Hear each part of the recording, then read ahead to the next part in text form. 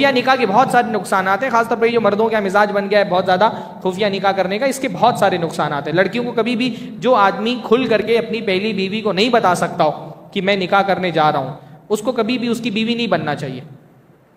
جس کے اندر اتنا کرج نہیں ہے، اتنی جرت نہیں ہے کہ پہلی بیوی کو کھل کر کے بتا دے، اس سے پھر نکاح نہیں کرنا چاہیے. ہو کیا رہا ہے، میں ممبئی میں، حیدرآباد میں، بہت سارے علاقوں میں دیکھ رہا ہوں، آدمی اپنی شہوت کے دباؤ میں آ کر کے چپکے سے شادی کر لیتا ہے بغیر بتائے بیوی کو. سوچتا ہے کہ شادی کر لو، اس کو لگتا ہے کہ جب پہلی بیوی کو پتا چلے گا تھوڑے دن بعد تو وہ کوئی پھولوں کی سیج بچھا کر کے اور سوکن کو کہے گی آؤ خوش آمدید ویلکم.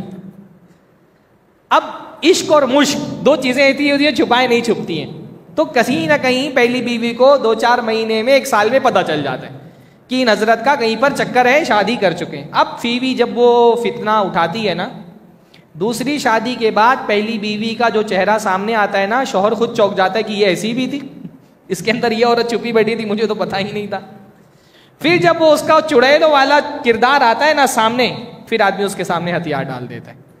اب یہ دوسری بیوی کو چھپ کر کے شادی کی تھی، اس کے لیے آسان ہوتا ہے، معاشرے کا دباؤ، خاندان کا دباؤ. نارملی جو دوسری بیویاں ہوتی ہیں مطلقہ بیوہ ہوتی ہیں، تو اب وہ پہلی بیوی کی ضد پر کیا کرتا ہے، دوسری کو چھوڑ دیتا ہے اور بیچاری کی زندگی خراب ہو جاتی ہے.